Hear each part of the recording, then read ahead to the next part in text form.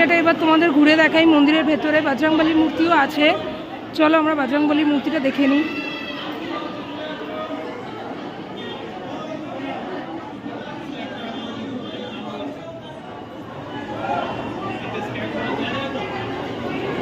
চলো এবার এগিয়ে যাই।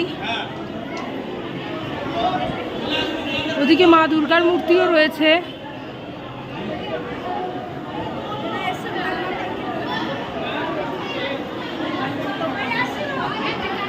আজকে পয়লা বৈশাখ, তাই মন্দিরে প্রচণ্ড ভিড় হয়েছে। দেখো অসম্ভব সুন্দর।